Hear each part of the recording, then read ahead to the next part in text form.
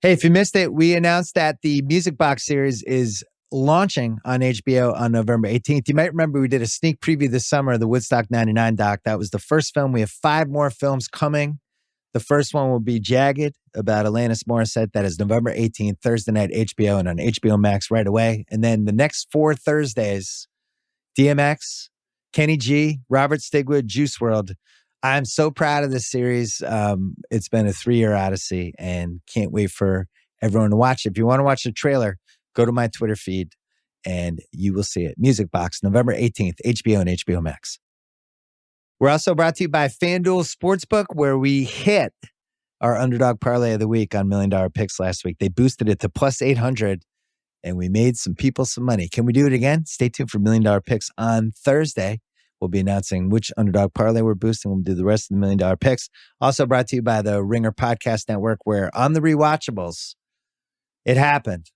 We reeled in the director of Heat, Michael Mann. We did the 3 Heat, the 3rd time we've done Heat, but we had to do it a 3rd time because Michael Mann joined us and we broke down the film, and it seemed like people really liked it. I love doing it. It was great talking to him. Will there ever be a 4 Heat? I don't know. This might be a mic drop at the 3 Heat. But if you missed it, check out the rewatchables.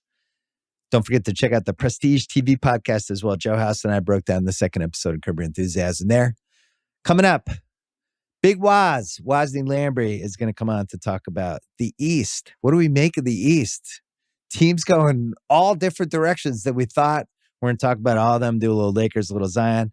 And then Jake Paul, who has a big fight coming up next month, but I had never had a Paul brother on the pod. I wanted to find out about this whole influencer culture and how it ties into boxing and all that kind of stuff. So that is the podcast for today. First, our friends from Pearl Jam.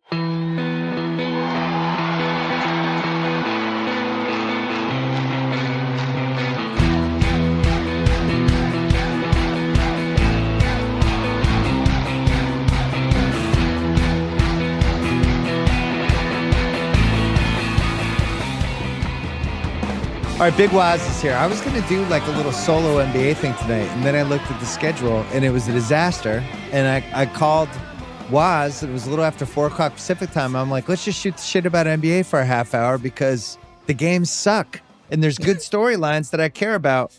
Let's talk East first. Mm-hmm. The East, we're 2 weeks in.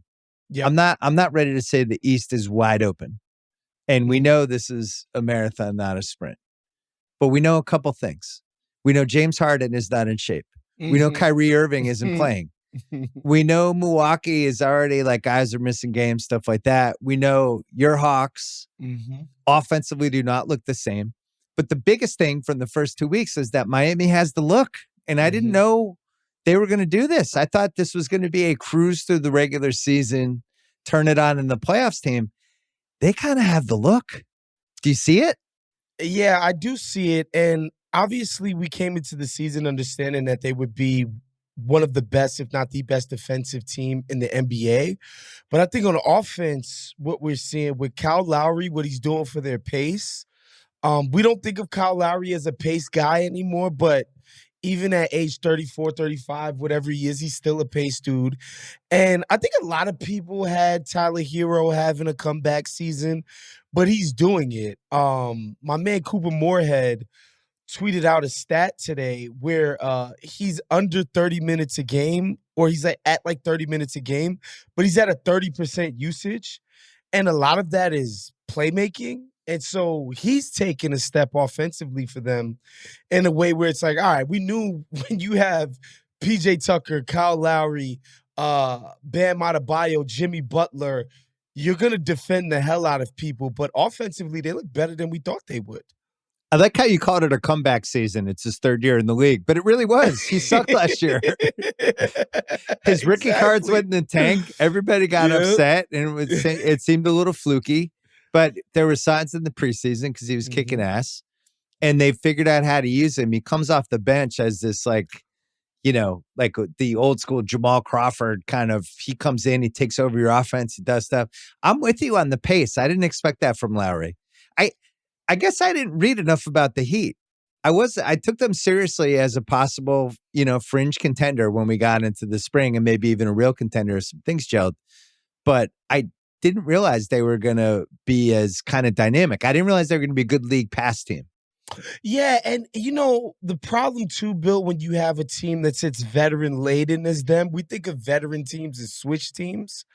Yeah. And we'll talk about the Hawks later on, but like veteran teams are generally switch teams. Like I think the Lakers are a switch team, in the sense that it's just like, look, 82 games, my bones are old. Like Yeah. I've been through the playoff crucible. I like I'm not one of these teams that thinks I know what it takes. Like I actually have the knowledge of what it takes to get through the grind of a postseason. I'm not doing this regular season stuff, but these guys have come out on a mission and they play with vigor every single night, and it's been really cool to watch. I was thinking about the 6 degrees of Ben Simmons. How if Jimmy Butler liked playing with Ben Simmons, wow, I think he stays in Philly, right? Yeah. Because they had something. They were pretty close that year, and that was the best we've seen of Simmons in the playoffs, even though he had all the limitations he had the other years. But at least, that team was the closest, I think, out of all those Philly teams to actually looking like something. And then Butler, I don't know whether Philly was afraid because the more he had the ball, maybe that took some stuff away from Simmons and Embiid. Maybe he sniffed something out with Simmons that he didn't like.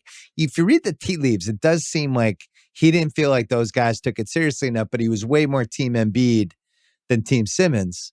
And he goes to Miami, and that opens the door. The Miami being a good team comes down to the Bam pick, which was a great pick. Yep. The coin flip with the Celtics to land in the spot that gets the Tyler pick. Butler deciding he doesn't like Philly the same year they have the cap space. And then them pulling off this Lowry thing because the Heat culture and Jimmy and all that. And then you look at it, it's like, this is a pretty unusual way to build a contender. Yeah. They didn't have the lottery pick in place. They didn't, they didn't really completely tank. Pretty shrewd. I'm impressed. It's interesting because I think a lot of us, you included, Bill, have been pretty eye-rolly about this concept of Heat culture. But at the same time, I think what it really means is about setting a pecking order.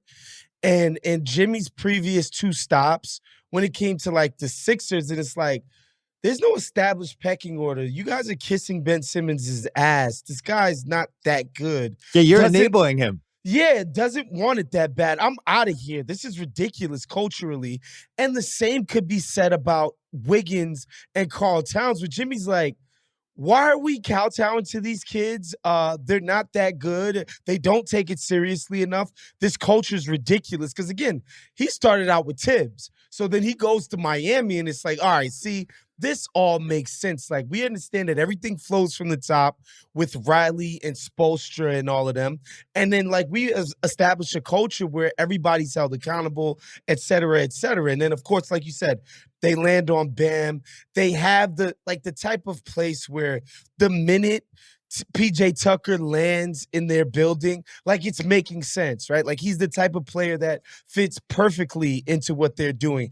And, to get Tyler Hero to sort of define a role for him, that takes a certain level of thinking and emotional intelligence on the part of the organization to be like, all right, here's where this piece perfectly fits. And then, their player development stuff with people like Duncan Robinson is legendary. Good shooters. Yeah. And it's funny because not everyone fits in with that team, right? Iguodala never seemed like he totally fit in. Bielitsa, sure. He finally finds a home in Golden State. Right. I'll never be able to say his name correctly. But it seems like it's certain type of guys. But the Butler Lowry thing's been great so far. It's really alpha doggy. There's they seem like they should be hanging out on a porch with their shirts off. just being alphas. But the thing about it is that they're both so psychotic about their profession that they feel like kindred spirits. Is like, we are so in tune, it's almost telepathic about what we think basketball is and how people should go about the business of basketball. That, again, this is no-brainers. These kinds of, Kyle Lowry, PJ Tucker, Jimmy Butler, Bam Adebayo, these guys are so obviously Heat people. And so that it's working doesn't seem that, crazy to me. However, Well, all Lowry's old. It's early, right, and Lowry's old. exactly. We got to go 34 weeks here. Right. Jimmy's had the injury stuff. Lowry is getting way older. Like, hopefully these guys hold up. But I'm not surprised that it's working. It makes sense.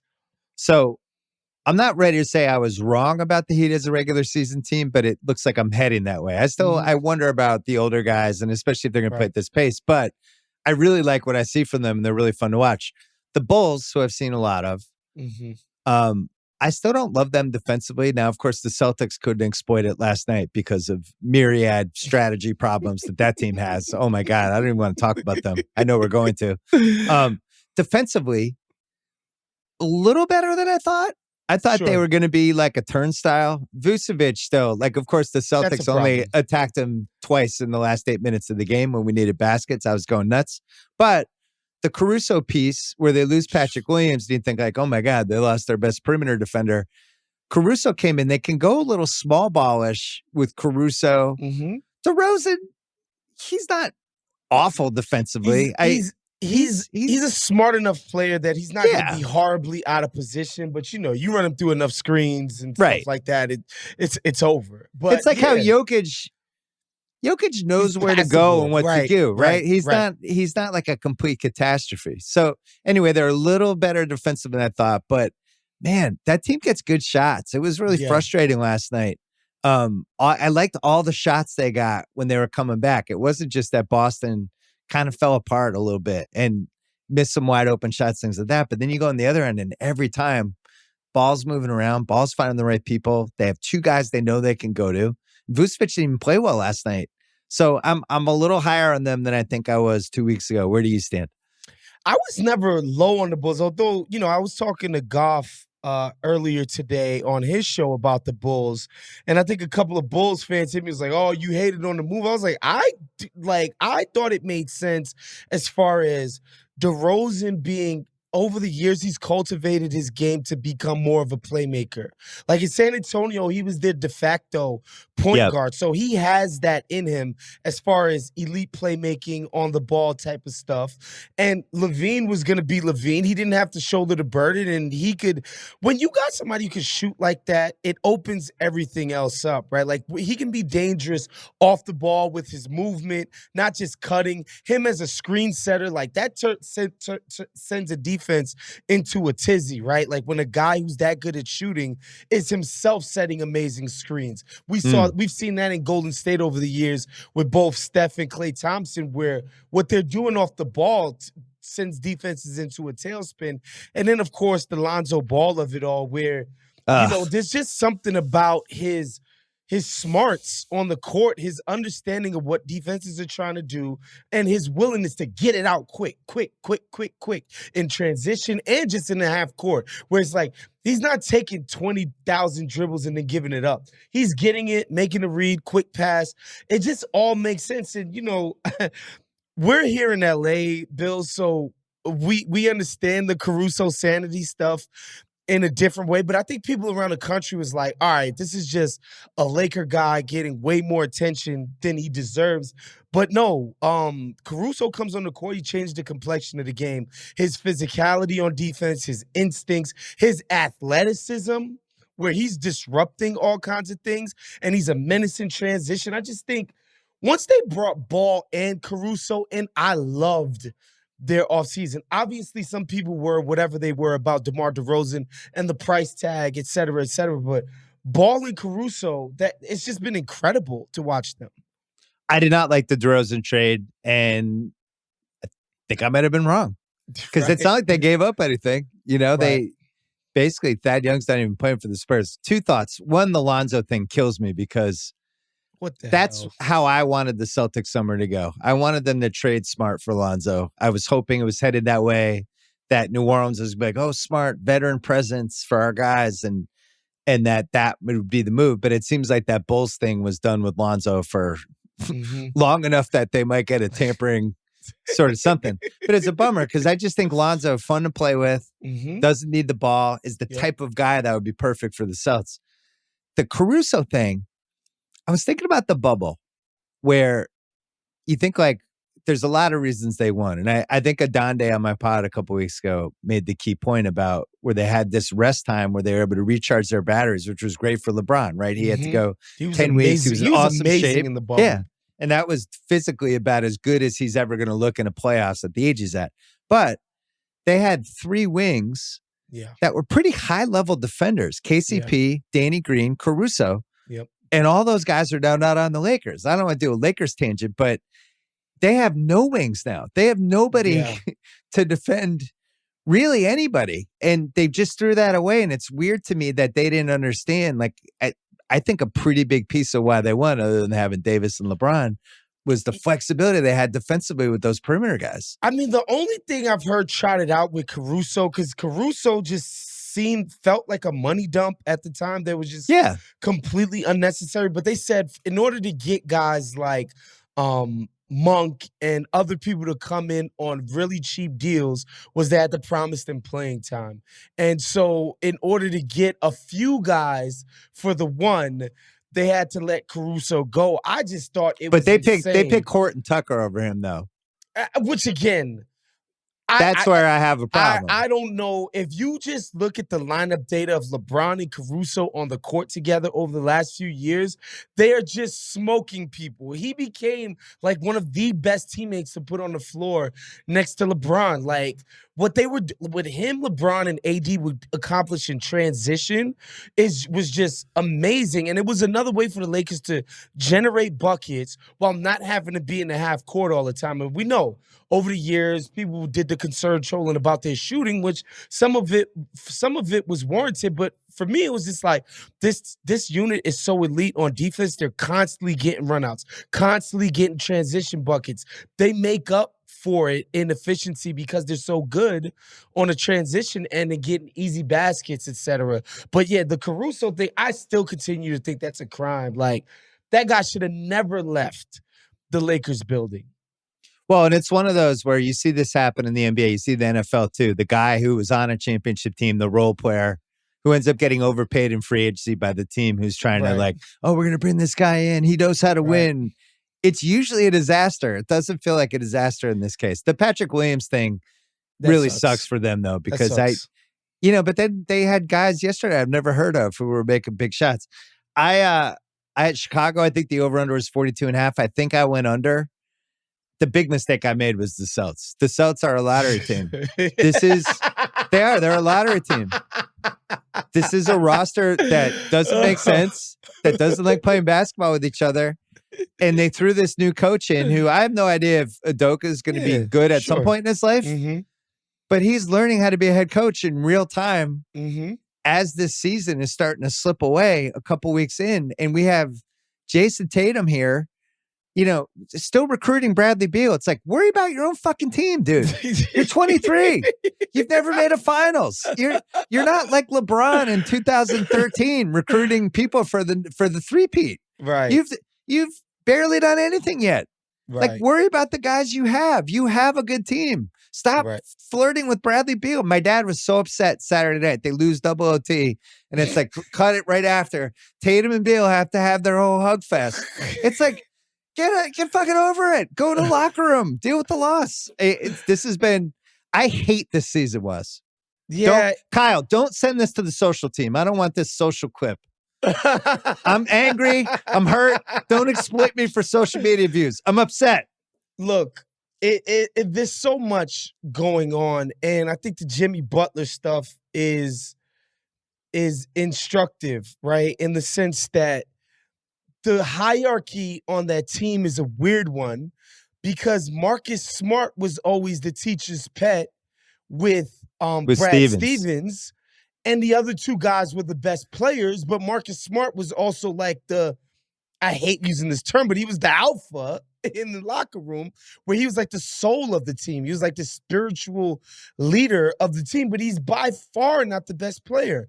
And your two best guys kind of seem like they don't really care to be those kinds of dudes. They don't really care to be getting in nobody's face or yelling in the locker room or throwing something down. They want to come in, do their job, and leave. And so because that leadership vacuum was filled by a guy who ideally is the 4th or 5th best player on a really good team, I think you see the difficulties. That's pushing it. And right. Bill, stop. He's got his PR is like 8 right now. He's really like an offensive liability. And he's like, I need more shots. Right. And so you have a situation in a game where, sure, they scored 11 points in the fourth quarter, but they gave up 40. In a game, like, I just feel like as somebody with any level of self-awareness to come out after a game where you give up 130 in regulation to say the problem is the shot distribution of your team. Also, I went and watched the second half again. They got mostly good shots and good drives. They just missed the shots. They didn't hustle back on D a couple times, and they don't play well together. And then as things break down, they walk the ball up the court. They dump it to Tatum, 25 feet from the basket. Everybody kind of stands around, and then he tries to decide what to do. The smart thing, though, I always watch the visiting announcers when I watch the Celts. If I'm catching up, sure. And they're always like, Marcus Smart, it's the heart and soul of the Celtics team. It's like, we haven't had a heart and a soul in 18 months. So maybe that's part of the problem. We have no heart and no soul. We roll over and over again. Since that loss to the Heat in the bubble, it's been a disaster for these guys. And, you know, again, and I mentioned this with Jason as well, it's like, all of the hand-wringing and ass-kissing and the untouchability of Brown and Tatum, which I'm not saying you trade these guys tomorrow, but that's why I was always like, kind of like, just like, I mean, really? These guys are untouchable. I think when you become a superstar, right, like you are, when you become the Hardens, the LeBrons, the best players in the league, these ball-dominant guys, the only thing that Marcus Smart does have a point about, you are elite at playmaking. You are elite. Make other people better. Make other people better. It's not just that you hit the guy on the short roll. It's that you hit the guy on the weak side corner with that one bullet pass. One pass as the defense is shaded towards you. Open corner 3, right? Like when you're making those level of plays and those level of reads, that's what makes you a superstar. And God bless Brown. I love Brown. I've actually been hashtag, Brown over Tatum trolley on the internet for years now. I love his game, but neither him nor Tatum have elevated their playmaking on the ball to the level that would, demand that these guys get treated like these upper echelon superstar type of guys in the league. And, the honest truth is like Marcus Smart is saying the right thing, but it can't be you that's saying it. Because, like, bro, you're like the 6th best player on the team. You're taking 30-footers, 7 of them each game. Like, you gotta miss me, Marcus Smart. Also, the reason they self-destructed in that game, I'm going to tell you right after the break. All right, come back. Just to put a bow in the Celtics convo. The part that frightened me the most with the Marcus Smart comments after the game, the heart and soul of the team, was he didn't even have the right reason they lost the game. The ball did move. Josh Richardson, who I still don't know why they traded for him. He hasn't been good in 2.5 years. They trade for him. They gave him a 1-year extension. He's out there for 25 minutes last night. He was minus 21, and that only told half the story. He missed over and over again wide open threes. And then at some point when he's out there and Smart's out there at the same time, Chicago is like, cool, we don't have to guard either of these guys. We're good. We're just going to pack in. We're going to double Tatum, and we're going to make this really hard for you. And thank God you're not putting Vucevic in a pick and roll. We're screwed because we did that twice in 8 minutes. The lack of like a real above average point guard. I like Schroeder. Mm-hmm. But he's a 6-man trick-or-treat guy. Smart is a 6-man trick-or-treat guy. Those guys are both out there in crunch time. And then it's like, oh, no wonder we had 11 points in the fourth quarter because we have 2 trick-or-treat guards. It's the calibration of this team is off. And the thing that drives me nuts is that Neesmith's not playing because I actually think he has a chance to be good. And they're playing Richardson over him. I know where I stand on Richardson. So on top of it, you have Stevens, who is a really good coach, who I guess got burned out on this roster and vice versa. But we had a good coach last year and a team that kind of underperformed for him, and I get it. And now we're starting over with a new coach who's trying to figure out who he is. He stands for 3 hours like a football defensive coordinator on the sideline. It's like, well, Every other successful coach is way more calm than this dude. It's game 7. He called them out for their intensity twice last week. It's like, it's October. We just started the season. We're having intensity issues.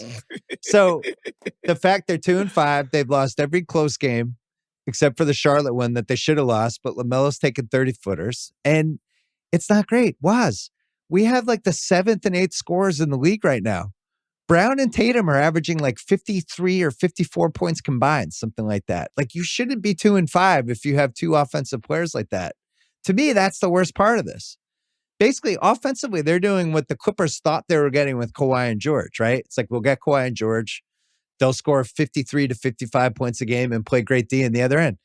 The Celtics kind of have that, and they're still not good. Yeah, they defensively, they're a weird team still. They're 30th in points allowed. 30th in points allowed on D. That is just something was just unheard of, especially when Stevens first took over the team. Like, that was kind of the identity of the team, was that they were going to be elite on defense every single year. That's just no longer the case. Like, the fact that they're stinking the joint up defensively, that's what's got to be the most disheartening part about all of this, because they've given up more points than OKC, who plays Poku. And Josh Giddey. OKC is better defensively. I mean, what are we talking about? Poku plays 20 minutes a game for OKC. They're better defensively. Yeah, and your wing rotation are guys with big defensive reputations, right? Like, even Jason Tatum at this point has a good defensive reputation. Brown's considered an elite wing defender. Marcus Smart, people were talking him for defensive player of the year type of stuff. Not if you're watching him every day. Past points of his career. It's wild to watch them just be this bad on defense, right? Like, that was the point of bringing Big Al back. That was the point of Big Al's been good. He's exceeded my expectations, and he still has some legs, which I was surprised by. Yeah, and Time Lord, like, I don't know. When I watch him, like, I feel like he has all the tools and the makings of a dominant defensive player. Like, I've seen him swallow up, possessions where he switched out onto a guard very late and he couldn't do anything with him. I've seen him protect the rim. It just doesn't work out on a possession-by-possession basis. Like, he has these moments where you think he's Bill Russell damn near. I was going to say, Time Lord is the classic. You could make an awesome YouTube clip of him. Right. Mm-hmm. And you could make a YouTube clip that makes it look like he's Darko Milicic in 2005. So you could make 2. Where do we go from here, Bill? What would you like to see the team do? Well, I know. So the best thing that could happen for them right now is the Patriots keep winning. Because the AFC is wide open for the Pats right now. It's just over and over again. Things are moving toward the Pats being a sleeper. And the Red Sox, maybe signing a big free agent, something like that. But the longer that people in Boston are just staring at this team, the Tatum Brown stuff's going to start. Bob Ryan said it when he came on my pod last week. He brought it up, and I was surprised. But I was kind of like, this is something my dad's been saying. Are we sure these guys belong on the same team? Are they redundant? Do they make each other better? Is there too much your turn, my turn? Can you have 2 swing guys in this day and age with the way we play basketball now that kind of don't really make anyone better, but they're great players? Everyone would want them on their team. Do they make sense together? And it's the first time the last week that I've been really thinking about, do these guys play well together? So that's what I'm watching from now on. They're 2-5. I think they could easily be 5-2. I'm not going to go crazy, but I am watching that now in the back of my head. I'm watching how they play together, how they interact on the court, and things that I just wasn't doing last year.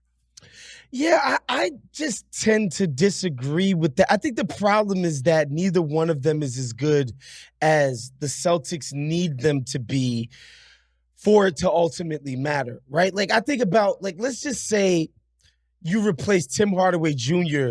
with Jaylen Brown. Like, it's obvious that works with Luka Doncic, right? Because it's like, we have another one-on-one breakdown guy, and Luka does all of the playmaking, setting guys up in between all of that, while also being somebody who breaks people down one-on-one, right? I think if you had the guy who did the job that you need of soaking up possessions and finding people on a consistent basis, then it would work more. Well, But it's basically because Kyle Lowry, right? Like if they got Kyle Lowry that last summer, not that they had a chance. Yeah. Right. It's just like the super elite guys wear all of these hats, like LeBron, Luka, KD, Harden before his hammy he turned into mush. But that's not Brown or Tatum. They almost need like that third guy. But part of the problem with this team is I think some people think Smart is that guy, and I'm just telling you, he's not. He's just not. I listen to the announcers on the other team, and they think they do the heart and soul thing. He's not an all-star. He's not a borderline all-star. Like he's great. He's great in a playoff series. He's going to go to another team at some point,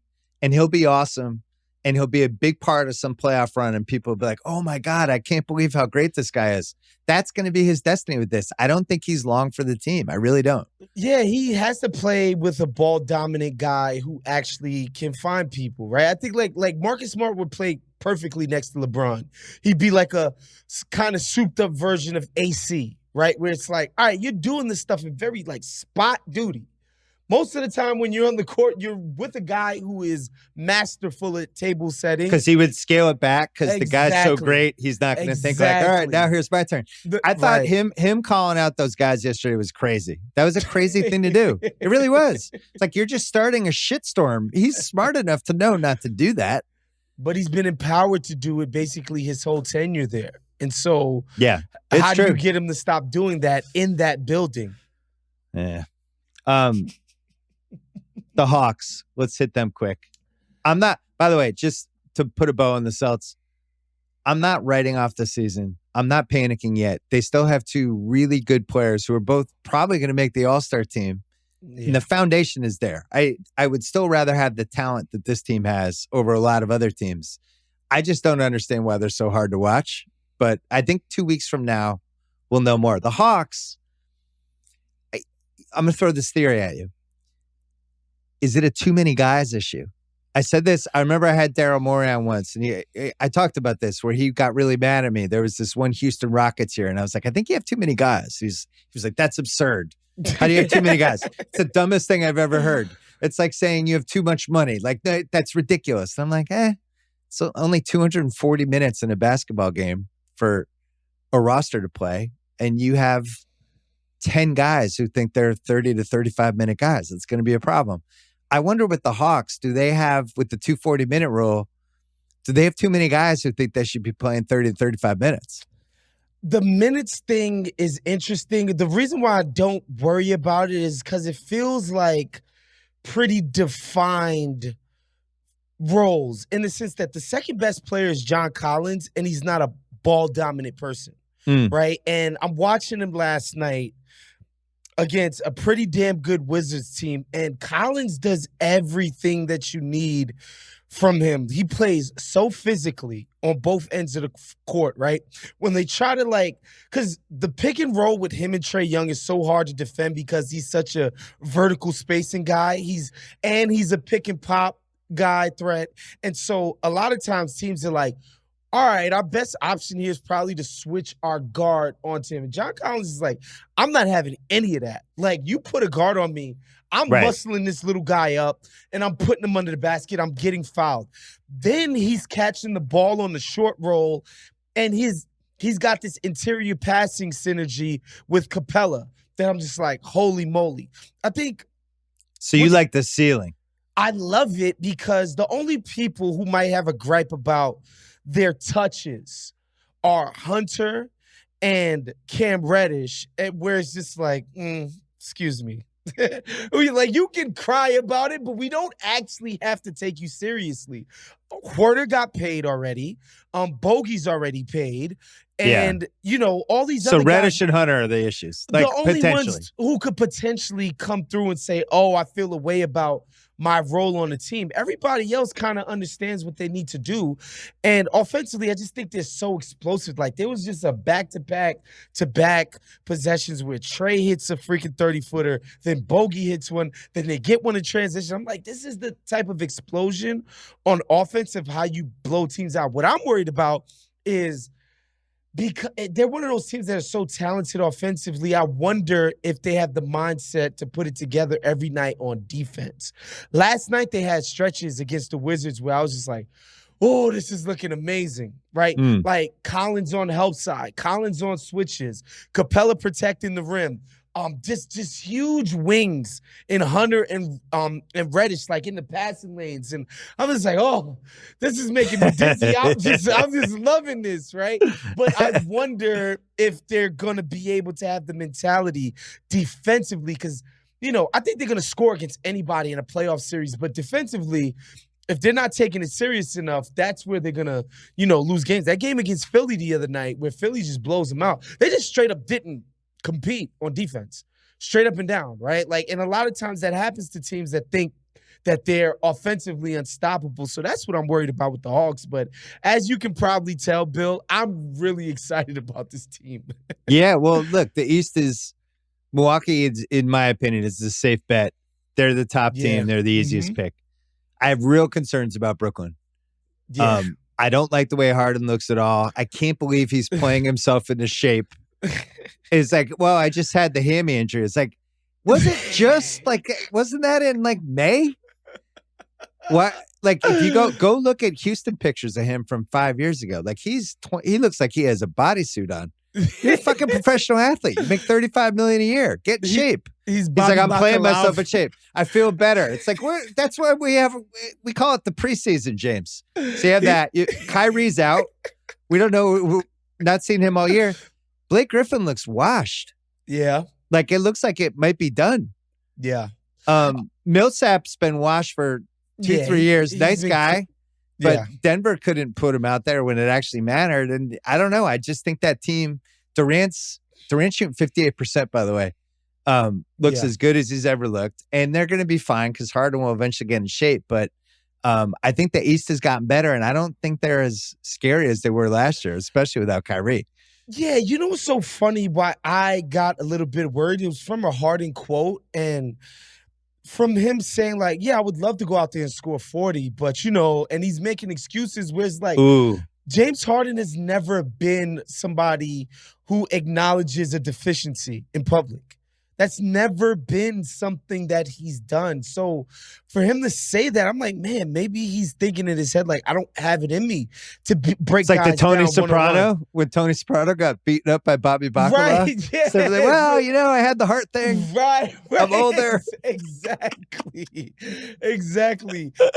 Like, Bobby, let's face it, like 10 years ago, you would have a shot, like, type of thing.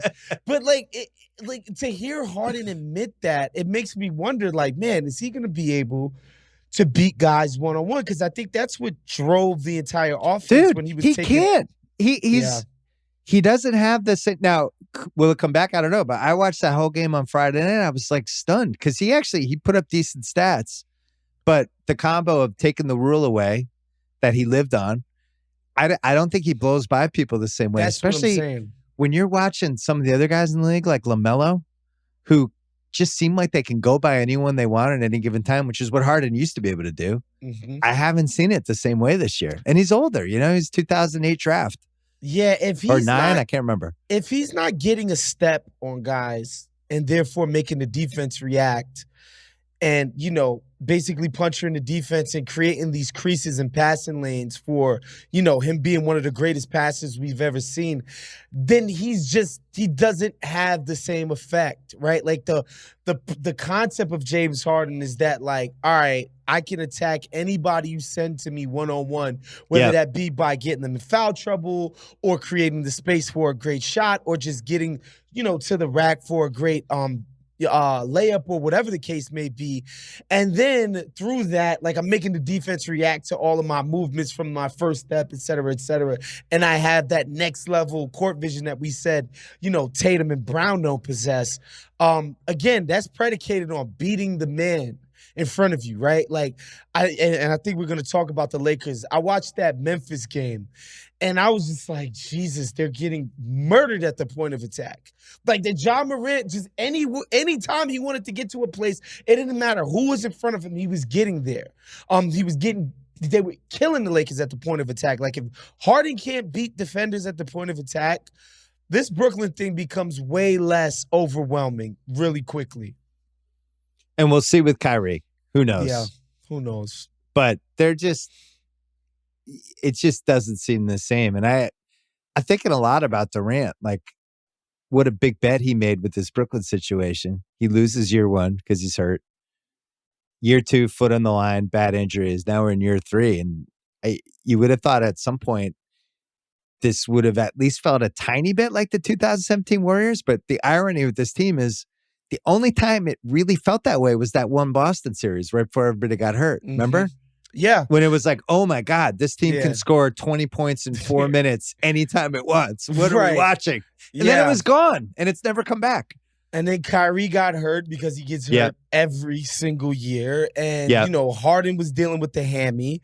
And now we're back into this. And again, like, what he said makes sense, right? It's like, it's one of those injuries that rest is basically the answer.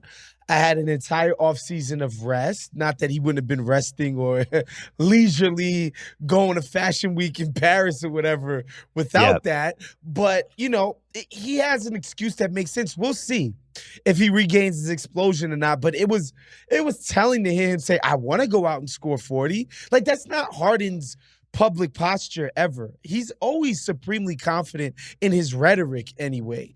To hear him just say like, I didn't have an off season. I don't know. It's just, that's tough. Hey, James, you've played in 5 finals games in your career and you lost 4 of them and you got your ass kicked by LeBron in 2012. Maybe get in shape. Before we go, Lakers just quick. I was never a total believer in the team. I went under for them. I felt like the West was open. I wasn't sure who it was gonna be. I'm still not. But that's a team that feels like there's more moves coming. So I don't want to pour dirt on. It's not going to happen. I don't think there's any way this is the team they're going to have 3 months from now. I've said it before. I'm going to say it again. This feels very 2018 Cavaliers-ish to me.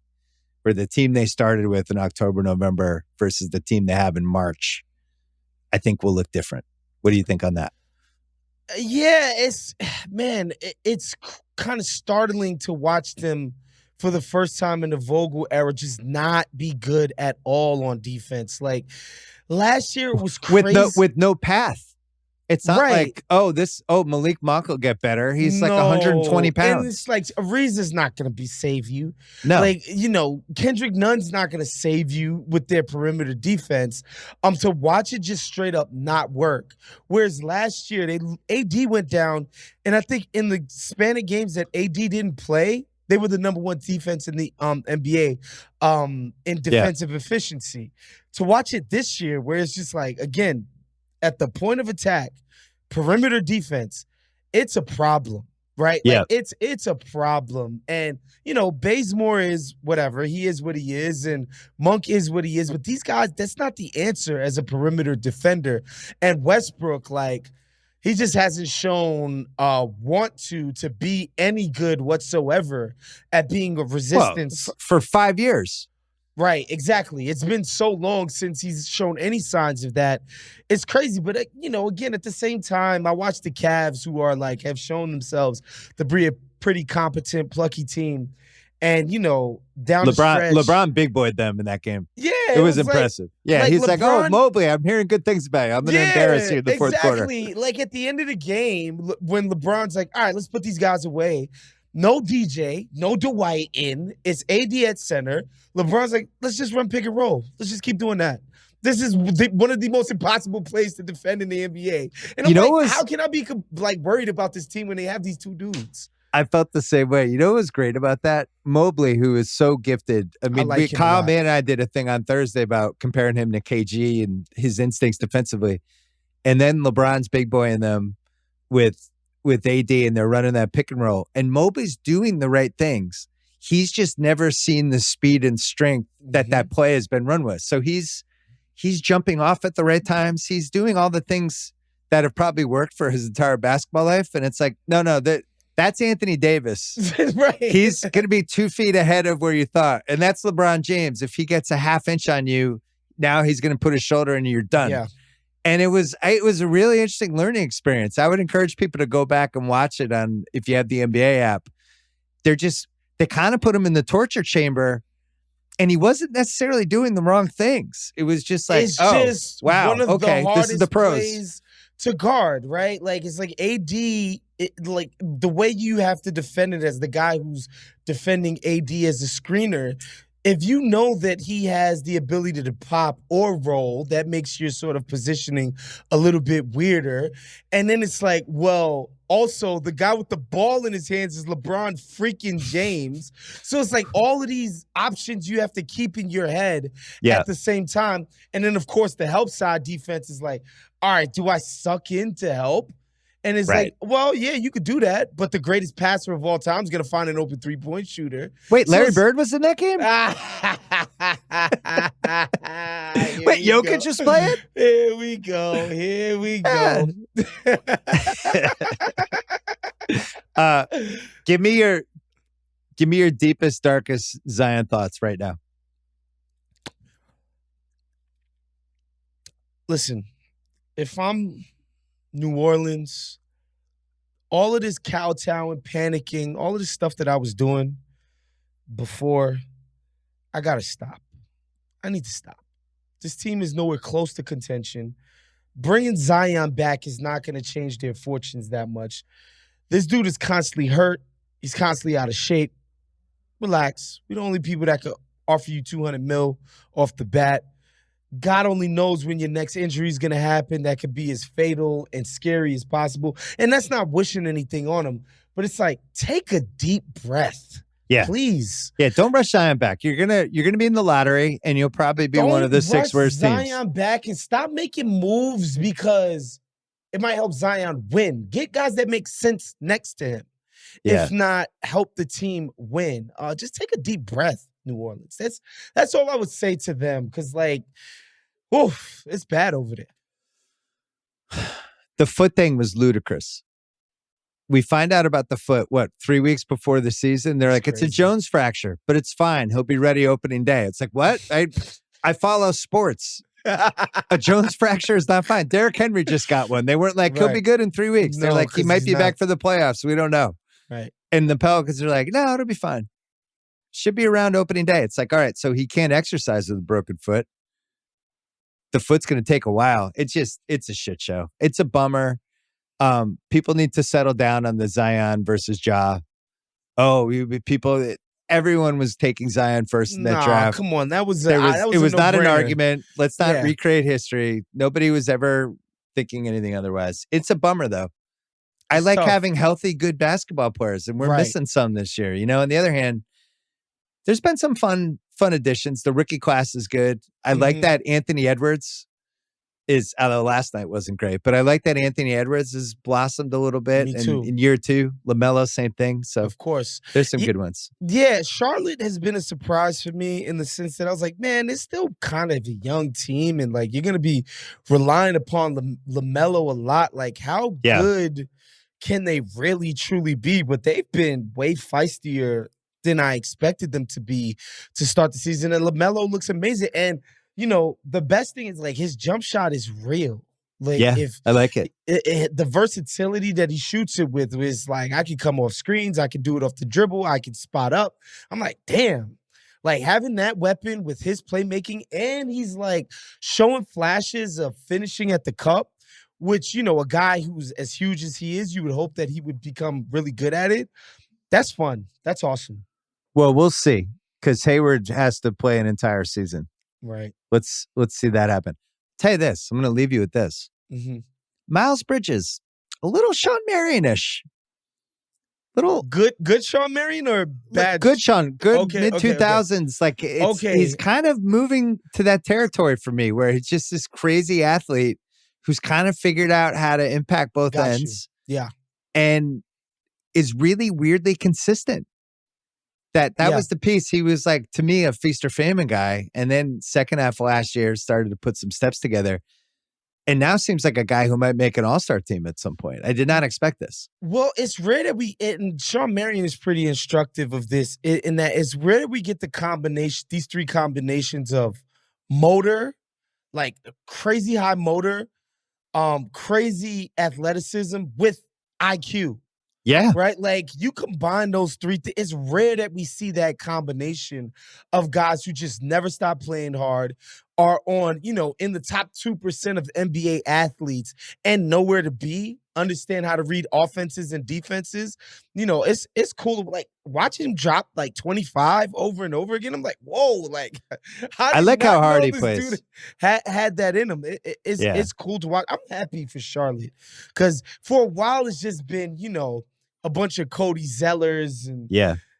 guys that were cool that they drafted that just didn't ultimately end up mattering. But to get, LaMelo and Bridges and to watch it all come together the way it is pretty cool.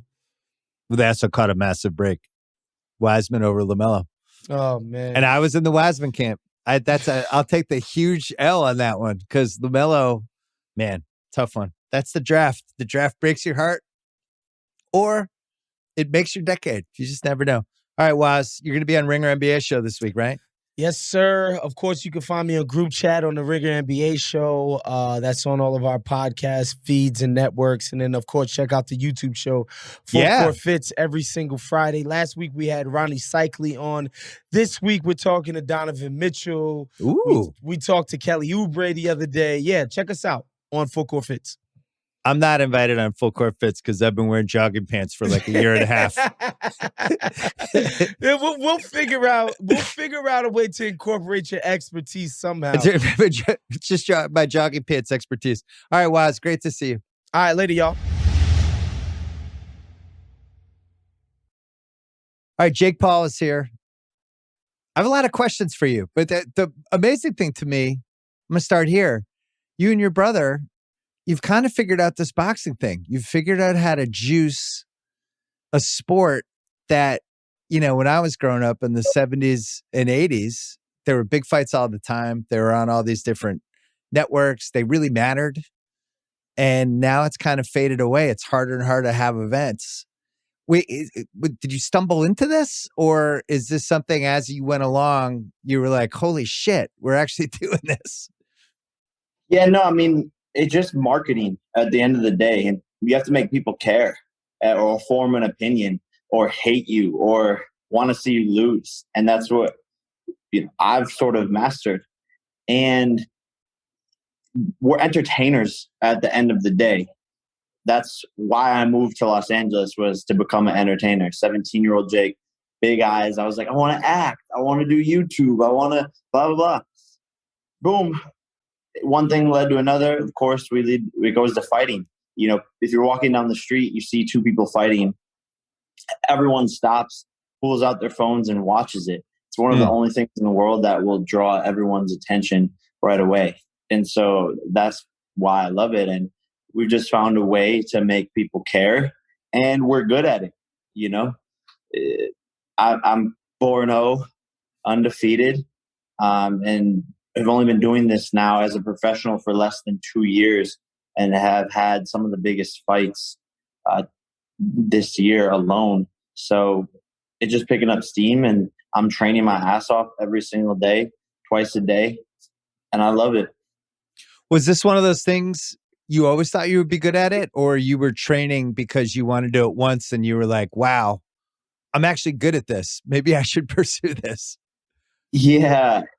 So I grew up and I was wrestling all the time and playing football. I did all sorts of sports. I was always athletic. And, as a teenager, you would get into fights in school or whatever. You would do that game where you punch your friends in the bicep and you see like who can last the longest. And I always lasted the longest. People would be like, wow, you hit hard. Yeah. But it wasn't until I was, I think, 21 when these YouTubers called out my brother and I to fight. And we signed a contract. And literally the next day is my first day of boxing. You act like we didn't get that fight in the Simmons house, because I have my son who now just turned 14. He was on it from the get-go. He was following all this stuff, all the feuds. And what was amazing to me is him and his friends, they all knew what was going on. And I was like, am I entering an alternate universe? Like, they've figured out a way to get 10 to 12-year-olds to really care about fights, which is impossible. Yep. And that's And that's the beauty of it. And that's what I wanted to do now. The evolution of this was like, it started off as a one fight, and then boom, we realized we just broke the record for the most amount of pay-per-view buys in an amateur event ever. And it was massive. We were getting more views on the press conference than Floyd Mayweather and McGregor's press conferences. So we were like, okay, there's clearly something here, and we love it. And we just ran with the win. I TKO'd my opponent, and it was one of the greatest feelings I've ever had in my life. I just proved people wrong, because there's always been a ton of hate against me. People, pinning me down. I've had a target on my back. I've always sort of been like the villain role. And so boxing, fits perfectly with that. And there's enough, no one can stop you but yourself. And I love that aspect of it. Is as hard as I work, I'm going to get that same exact amount out of the sport. Yeah, you and your bro coming up, you're 16, 17 as all this new technology is swinging your way, right? The Instagram is already in place. Twitter's in place. TikTok's coming. Facebook is probably peaked by 2016, 17, but you have all these devices. The phones are moving your direction. YouTube obviously is massive. And it feels like your generation was the first generation that just took advantage of all these things. And at the same time, you're making mistakes in real time. This is the cancel culture stuff's really starting to kick in, like 2017, 18 range. People are just getting mad constantly. And at some point, it either seems like it breaks you, or you kind of figure out, all right, where do I fit in this whole thing? And one of the things that I thought was interesting about both you and your brother is you both had these moments, you worked through them, and you kind of figured out like, all right, I'm just kind of own this. This is a roller coaster ride. People might hate me one day. They might like me the next day, but I'm on the roller coaster. I'm not getting off. Is that a fair way to put it? Yeah, 100%. And the audience is very fickle. 1 minute they love you, 1 minute they hate you. And so you can't get too attached to the highs or lows. You just got to know who you are at the end of the day. And that's what was hard. It was rough at first, going through these canceled moments and being hated on. And, I had no one to look to or talk to about this, because it was the first time that kids this young were, exposed on the internet for everything they've done and or not done. People Right. make shit up all the time. So it's like this fake stuff's happening, what's going on? And it's this crazy life, and LA is full of sharks, and it was a lot. It took a big toll on like my mental. I developed like anxiety and like was just scared all the time and living in fear. And it was a hard thing to go through, but it made me super, super strong. And I had to, over the years, figure out who I was and truly love myself to the point where it doesn't matter what the Twitter people say, because it's or not YouTube real. comments, all that stuff. Yeah, but It's not real. you can see how it broke some people, right? Because I think it broke a lot of people over the last 6-7 years. I mean, tons, dozens, and you hear some really bad stories, some really sad stories. It's not easy, man. Like people always ask me, what do I have to do to be the next Jake Paul, or I want to be like you? I'm like, no, you don't. you don't. Like the pressure that I put myself through and the things that I've endured. I'm a strong person. I was raised by my dad, who was in the Army, strict. We like worked for everything we had. I'm super strong, thick skin. And there was even points where I was like, yo, I'm good. Like, I'm going to go live in the woods and get rid of all of this and run away from it, because that's where it pushes you at some points. And I feel like a lot of kids on TikTok or the new YouTubers, people who are becoming famous, who have to go through some of that negativity or have some big controversy, they're traumatized for the rest of their lives from it. Right. Yeah, I just even watching my kids' relationship with the people they like on TikTok, on YouTube, they'll come and go. In 6 months, it'll be somebody else. Like I remember my son when he was like, I don't know, 4th grade, maybe 3rd grade, 4th grade. He had, your brother was selling all the merchandise, and he had like what was the Logan Gang or something? He had like the Logang, yeah. The Logang. Yeah. He had the Logang backpack. And then all of a sudden he was like, yeah, he's out. And I'd like somebody else now. And it was like watching people break up with, girlfriends when they're in high school or something. They would just move on from person to person that they liked. And I can imagine like when you're in the middle of that as an influencer and you're the hot thing for a second and then it's somebody else. And it's like, well, wait a second. I'm still here. I have all these followers, but you feel like you're losing juice. You guys have always been able to kind of maintain the juice, which I think is pretty unique. Yeah, it's hard, man. We've always reinvented ourselves and we're willing to adapt and change. And now we've gotten to a point where after however many years of doing this, 7 years now, we're solidified, whatever you want to call it. We're solidified in the social media fame celebrity world. But it took a while to get there. And there were moments where we like fell off or people didn't care as much as they did anymore. Or they hated us for a second. But to me, like, I like that challenge. That was like motivating for me to like be all the way at the top. No one messing with me. I was getting 400 something million views a month on YouTube for like a year straight. And it was me and my brother just running YouTube. And then you see all these other people come in and we had to change, adapt and overcome. And a lot of those people who sort of took over, very few of them are around today. Yeah. You have to keep on changing in this landscape and in this environment. And, YouTube used to be the number one thing. Now the most viewed app is TikTok. Everyone's on TikTok. So, I've sort of grown off of social media. I made a decision 2 years ago when I started full-time professional boxing. I was like, I'm done with YouTube. I'm done with doing social media. I'm going to focus on this and do this full-time because I love it. And there's no dead end in boxing. If I want to make $10 billion in boxing, I can. If I want to do that as a YouTuber or a TikToker, no one's done it. No one's gotten even close to making, 500 million. So for me, I saw that and I saw that you had to keep on posting and it was a vicious and never ending cycle. And the minute you stop posting, you no one cares anymore. And there's right. a thousand other people right there behind you to keep on posting content. And so I made the decision. I'm done with this. I'm full-time boxing and best decision I ever made. And I've always had my finger on the pulse of like what moves to make at the right time in my career. And it's paid off for sure. Well, the good news though is you have like a war chest of followers on all these different platforms that you can tap into whenever you need them, right? Yeah. Look, I mean, I still mess around with some content.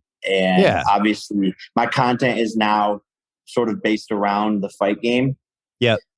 But there was a period for 6 months where I wasn't posting basically anything. And I was like, I need to learn how to become a professional fighter.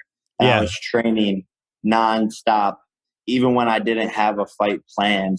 And that's really what no one saw, because I knew that this skill of boxing will be something that can last me forever. People still want to see Mike Tyson fight till this day. People still, including me. I'm ready for it. Exactly. So, that's what I wanted to build. And I wanted to build equity in something other than content. And by the way, it wasn't ever really who I was. I feel so at home with this fight game. I feel like I can finally be myself. I think a lot of times on social media, I was playing a character. I was doing cringe things to get more views. Like you said, it's like you have to wake up every day and make the most viral video. And so I was doing things that weren't authentic to who I was. And now I feel like I can fully be myself and I'm happy and I love what I'm doing. I would wake up some days and be like, man, I have to film a video today. Like, this is going to be so annoying to try and piece this all together and make something entertaining. So And the fans can sense that when people are going through the motions with that stuff. Because I've heard my daughter mention that with certain people that she likes, where she's like, I don't think they like doing it anymore. I think they're doing it just because it's kind of their job. But I can tell they don't care as much as they did. Yep, 100%. Like they're on autopilot.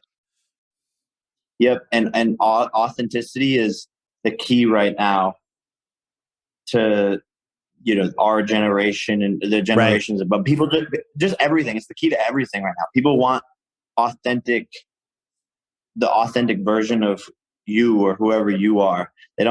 People can sniff out the bullshit now, and no one wants it. Right. And people talking about issues they've had, problems they've had, stuff like that. That's actually, in 2021, it's accepted and encouraged to talk about, this, that. What would you tell 17-year-old Jake, if knowing now you're 7 years later, what advice would you give 17-year-old Jake knowing what's coming? I would say take longer to trust people and surround yourself with a lot smarter people than you and slow down. I think I made so many of the mistakes that I made because I was just trying to do everything and conquer the whole world literally in 1 year, which, I mean, it was good and bad. I was very ambitious, but I think when you're young and you don't have any idea what you're doing, because I really didn't, I came from a family where we lived in a bubble, and my dad was a roofer. My mom was a nurse. They didn't know anything about business or Hollywood or anything. So I was super ambitious, which was great. But I think that could also shoot you in the foot when you're super ambitious, but then you have no idea what you're doing. So you're going to make a lot of mistakes. I think you can learn from those mistakes, of course, but just slow down, and there's time. Everyone should take their time and surround themselves with smart people. Yeah, because you get once you hit that first stage, you have that first wave of people coming in like, hey man, let me do this, let me do that, let me be your manager, let me whatever. And usually it takes a while to realize, I should just get the best people. Maybe I should have the best lawyer. Maybe I should have the best business person. Yep, it's hard because you want to put your friends on, or your friend could be your manager, or you want to start this business with your friend who also has no idea what they're doing, because that's going to be more fun. Cut the friend shit out.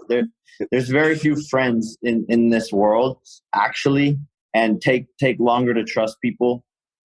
And everyone's going to want to hunt you down and have some opportunity for you, or some stupid appearance, or some stupid little job or gig or idea. Just trust your gut and your heart on people and what you're doing just in general. What's your biggest regret as a business decision? Was there ever like a Jake Paul liquor or a Jake Paul bar in Cleveland? What was your biggest business mistake? Man. Jake Paul body cream?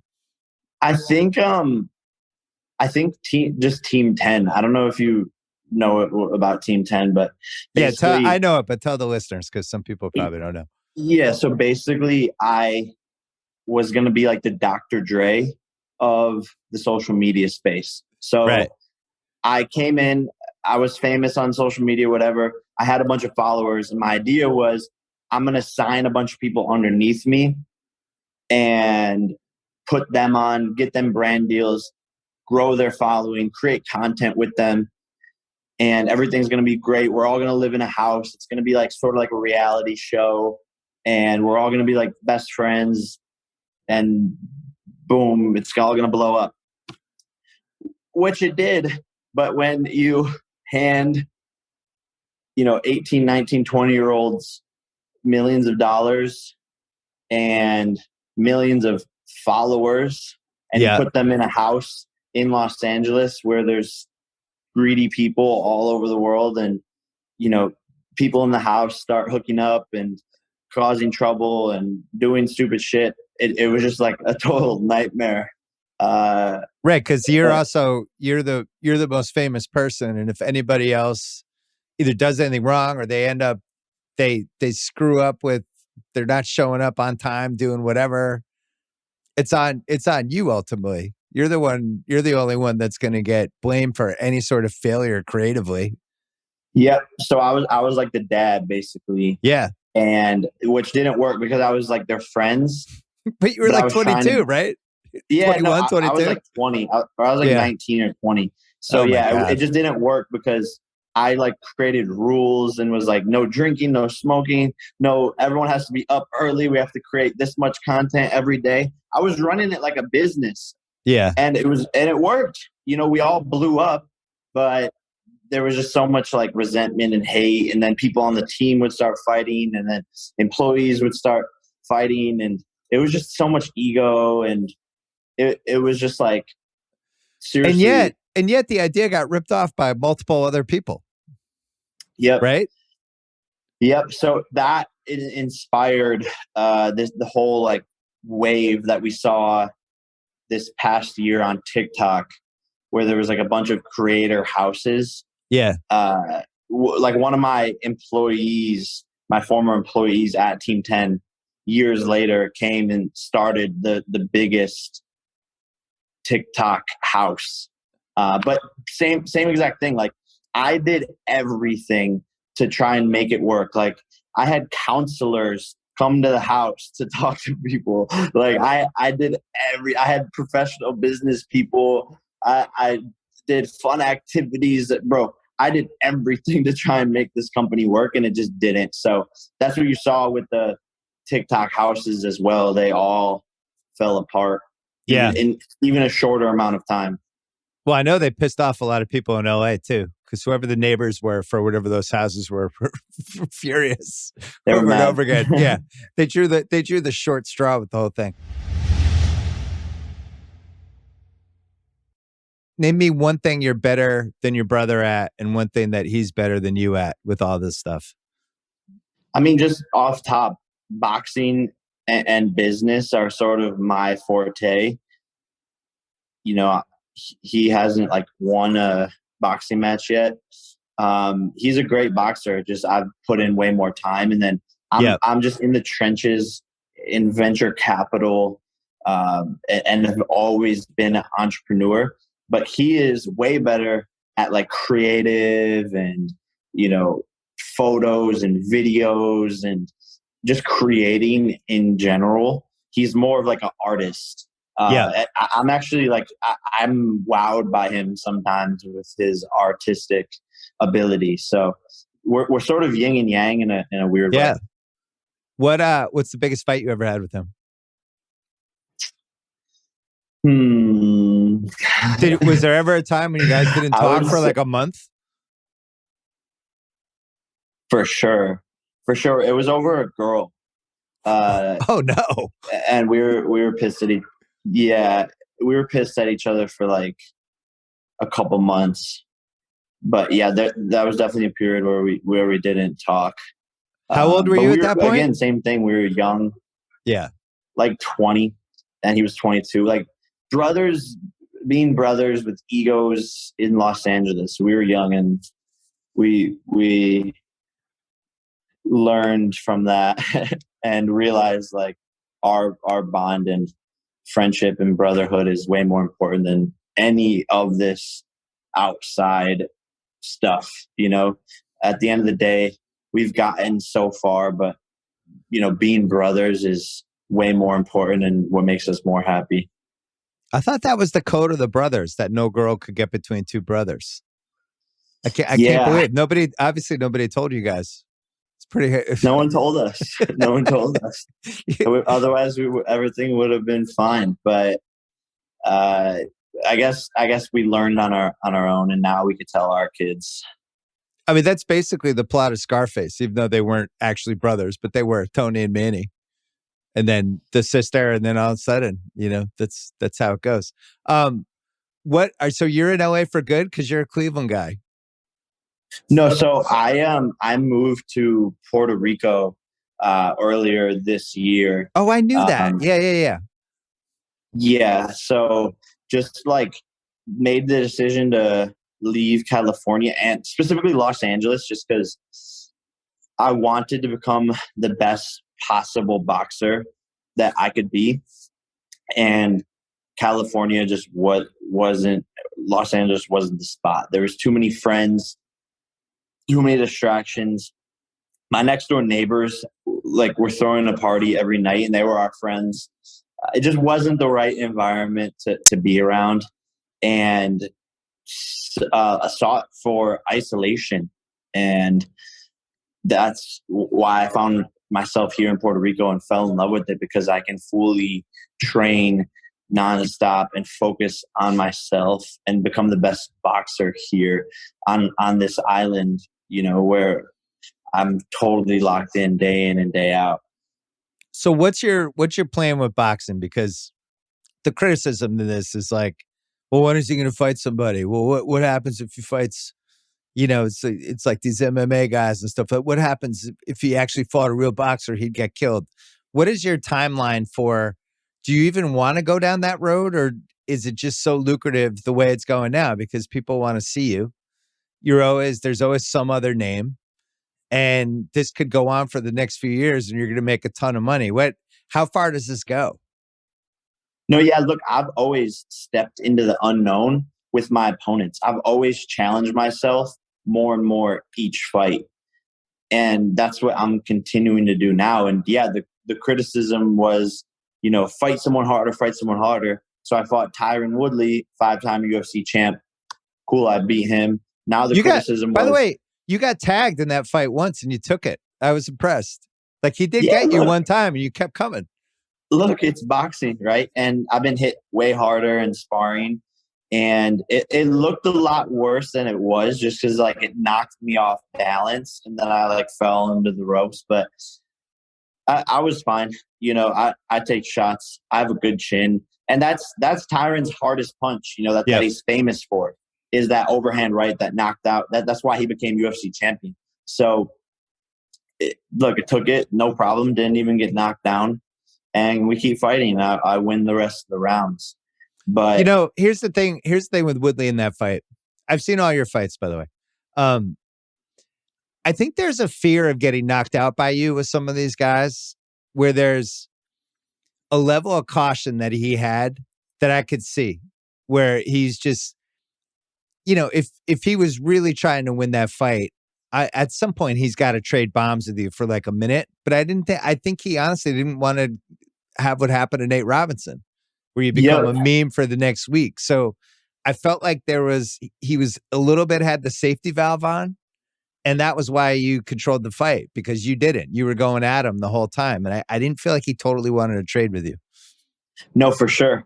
And, that's partially what we implement into our game plan. People get gun shy from me because they feel my power instantly. And I can sit here and brag about myself, but the proof is in the pudding. My jab is like a right hand. And so as soon as I hit Tyron with that, he immediately was like, oh shit, I see it in their eyes. It's one of my favorite things when I'm going to fight someone, these tough guys, as soon as I hit them, they're like, whoa, I've never been hit like that. And that's part of my secret sauce is I really truly have this talent of power and speed and timing. And it's God given. You can't really train it. You either have it or you don't. And so, boom, as soon as I hit him in that early round, boom, right hand to the body. He's feeling that to his body. And he's like, yo, I don't want to get hit in the head with that punch. Right. So, yeah, he immediately, is just gun shy and doesn't want to trade back and forth. Yeah, but then he wanted a rematch. And it was like, dude, you just had 8 rounds. We've already seen this fight, and you never really totally wanted to trade punches with this guy. So I don't want to pay for that again. Yep, and he just wants the payday. It's exactly that. But I win the fight. My first time going past 2 rounds. Great learning experience against a tough guy who came ready to fight, who was in shape. And the criticism was, okay, fight a real boxer. And that's what it sort of always has been. So, boom, perfect. Tommy Fury, 7-0, undefeated fighter, same weight, same height, same reach. Comes from a legendary bloodline. His brother's Tyson Fury, the heavyweight champion of the world. If that's not a real enough boxer, then I don't know what is. And so I've always stepped up to the occasion, and people have all of these things to say, and criticisms, and they want me to do this, and that. Guys, it's only been 18 months since I fought my first professional fight. And so just everyone take a deep breath. Like I'm gonna get harder and harder and harder opponents. But most fighters in my position are fighting 4-round fights. Tommy Fury is a perfect example. He's 7-0, but he's never fought more than a 4-round fight. These fighters fight trash cans, tomato cans, to build and pad their record so it looks good on TV when they say they're undefeated and they got all these knockouts. That is not what I'm doing. Everyone's watched my fights since my first one, which is unheard of. Name Floyd Mayweather's first fight. Name Gervonta Davis's first fight. Name Mike Tyson's first fight. You can't do it. So people have been following my career, and that's why there's so much criticism early on. And normally I would take my time all the way up till 15 fights and then fight someone good. But I chose to fight a 5-time champion in my 4th fight, and now I'm choosing to fight an undefeated young prospect, who's supposed to beat the shit out of me on paper. He's got an amateur career. He's been doing this his whole life. Yeah. His brother's champion. His whole family has a lineage of fighting. So I'm stepping up to the occasion, and I know I'm going to win. That's the funny thing about it. I think Sugar Ray Leonard was the last guy who people saw every one of his fights, because he came out of the Olympics in 76 and immediately was on CBS, and everybody loved him from the Olympics. That was the last time. It's a good point. Like even Mike Tyson still had to go like 10-0, 11-0 before he went on people's radar. Yep. I'm throwing an idea at you. You've probably thought of it.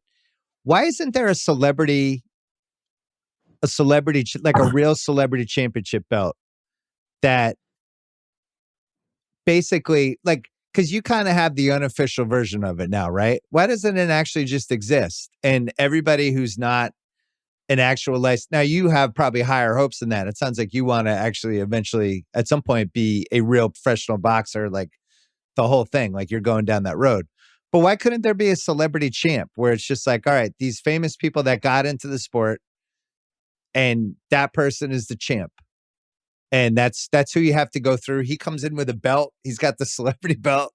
Like that would actually make sense to me. We'd have rankings. I'd want to know where Lamar wrote him. Is he in the top 10 yet? Is he still 19th? Could that ever happen? Because it does feel like it's not unrealistic. Yeah. I mean, the issue is a lot of things. It's like these celebrities sort of want to dabble.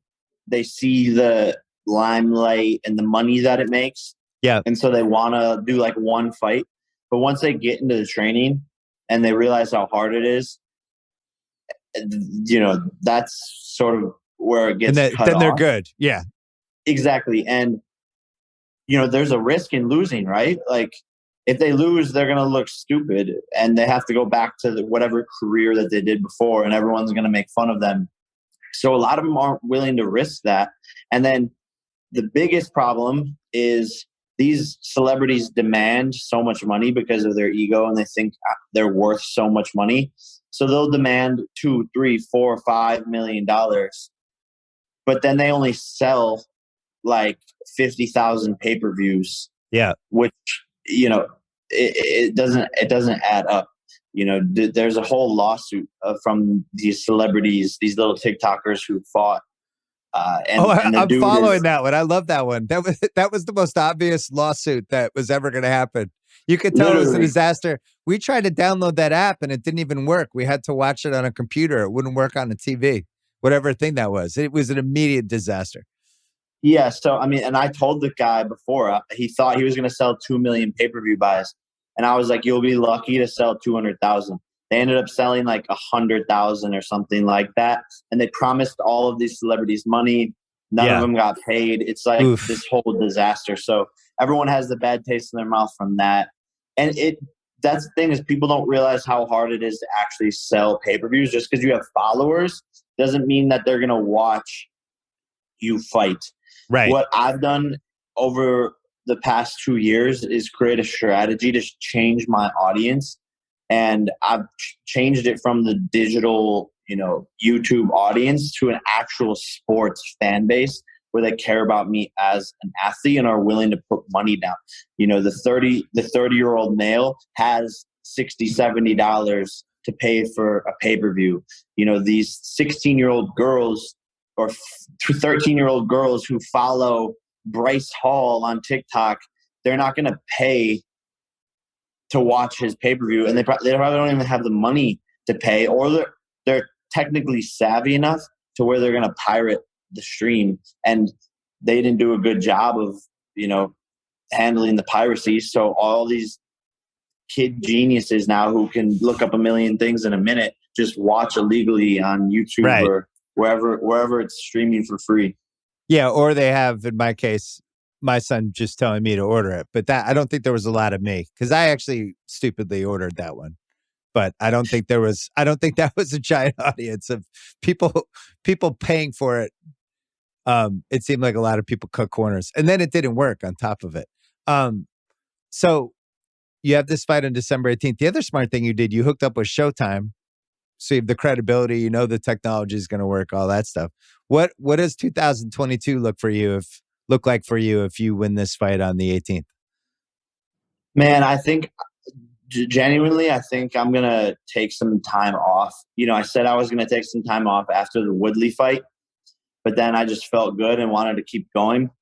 But I've just been going nonstop. I haven't been on vacation since I moved really to Los Angeles. So it's been like 7 years, and I feel like I finally at a spot where I deserve that. And just like spend some time chilling, to be honest. And then who knows, I might fight at the end of the year, if there's an opponent.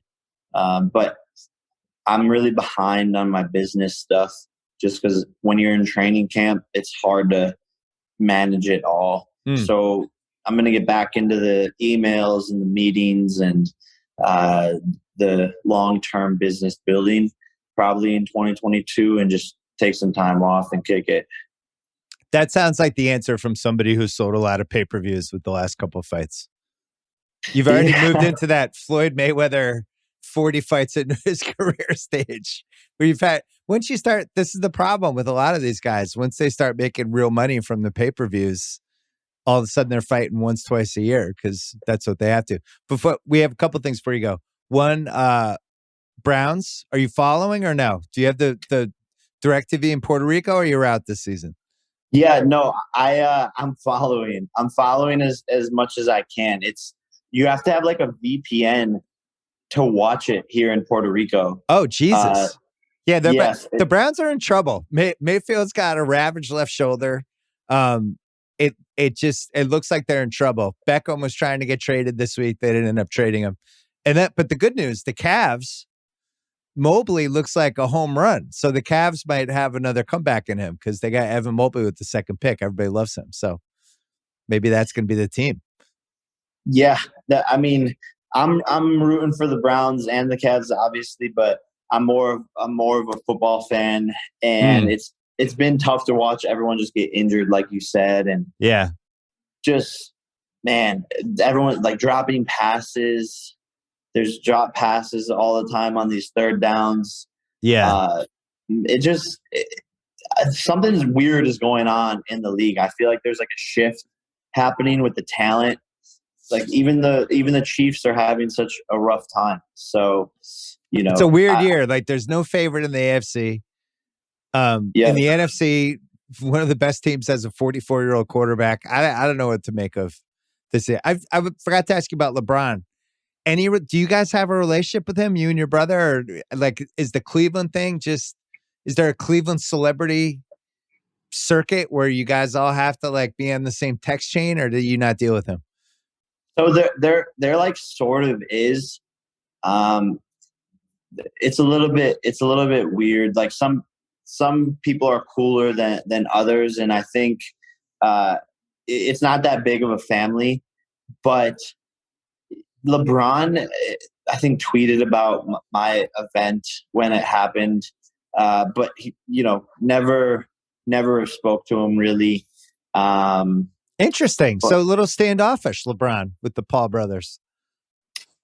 I mean, yeah, but it is what it is. Like, I don't take any offense to it. Like, the guy is busy. You know what I'm saying? Yeah. Like, I don't expect anything from anybody. So if he never wants to talk to me, then that's cool. If I see a kid coming up from Cleveland doing big things, and like, I was at LeBron's game front row, like, cheering, and if some kid was saying I was at Jake Paul's boxing match growing up, I would probably reach out and, say something.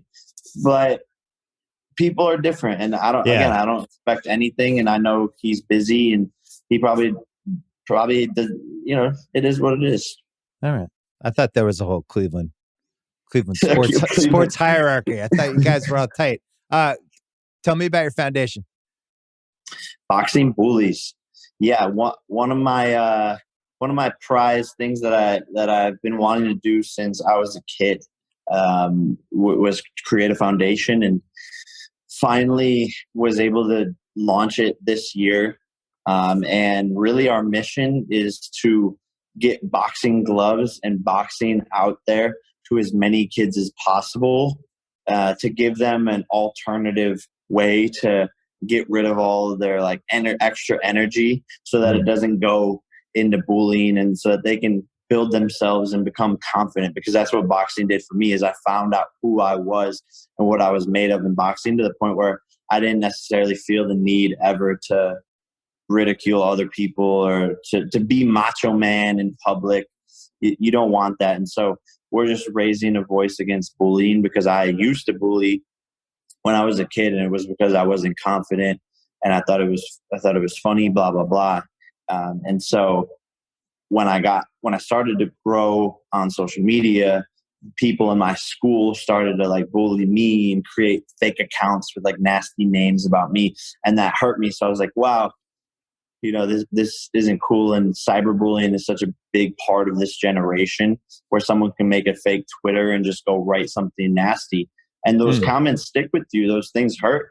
And so I haven't really seen anyone talk about this and how big of a problem it is. And I just want to use my voice, my platform, and everything I'm doing to raise awareness about it. Cool. What's the URL? Boxingbullies.com? Boxingbullies.com. BULLIES.